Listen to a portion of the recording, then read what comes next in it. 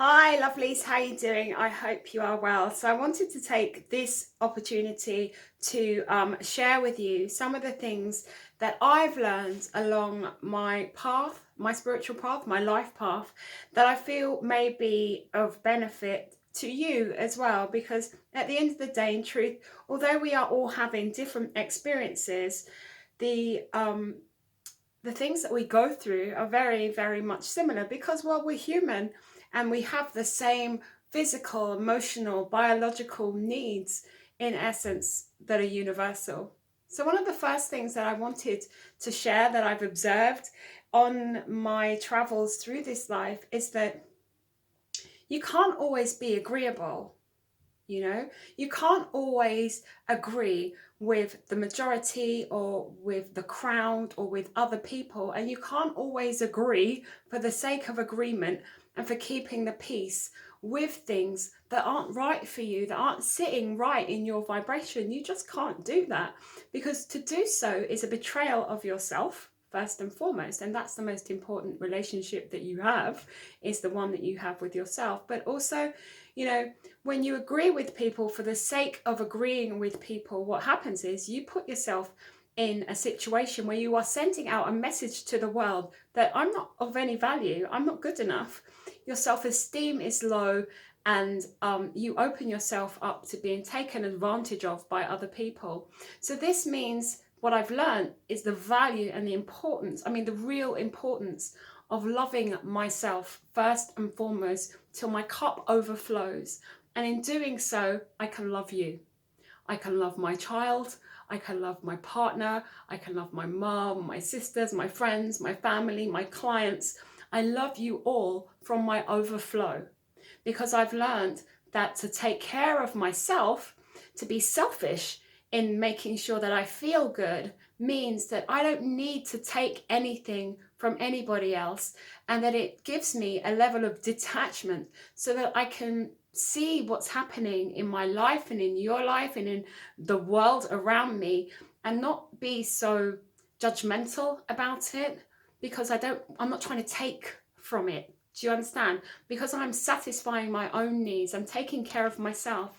I don't need to steal from other people to fix the parts of me that I feel I need fixing. And that also equates outwards to not needing to be completed by anybody else for any other reason, because I am complete in my own self. And that's come about because I've learnt to value myself. I've looked at the areas of my life that weren't good and asked myself some deep and meaningful questions, as to why I behaved the way that I did and why I was getting the results that I was getting.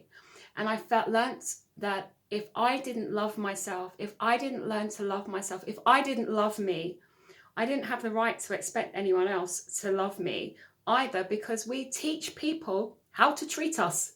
That's the first thing that I learned along my spiritual path, is the fact that if you don't love and respect you, other people won't love and respect you. So it's so important for you to learn to love and respect yourself.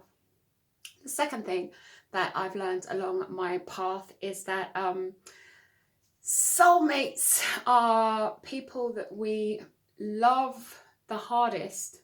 We give them everything of ourselves, and they teach us the darkness in us that needs to be healed. A real soulmate will really sort of bring up in you what needs to be healed. And a soulmate can be a romantic interest, it can be a friendship, it can be a boss, whoever it is that you care about deeply, and who triggers you in a way that forces you, that encourages you to look deeper into yourself and to face up to who you are. Those are our soulmates, and they can be people that we have to learn to let go of at times, because all too often people come into our life for a reason, a season, or for life, and it's up to us to learn to differentiate between the three. Why is somebody in your life? They are here to teach us, and if we allow our soulmates to teach us, then we can get so much more value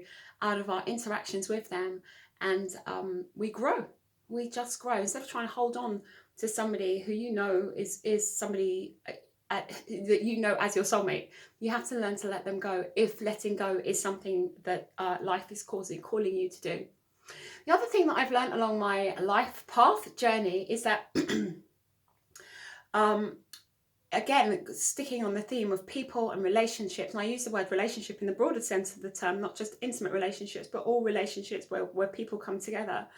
Vibrational alignment means that we grow together, you know, so you will find a tribe of people at the right time for you that you grow with and that you have these amazing experiences with. And then because we are vibrational beings and we attract into our lives what we are, and if you are not growing, you are dying. What happens is sometimes you will grow together with people that you know and that you love and that you care about. You'll grow together, and then sometimes you just grow apart, and there's nothing wrong with that. It's perfectly fine. It's natural. It's part of the rhythm and the ebb and flow of life. It happens.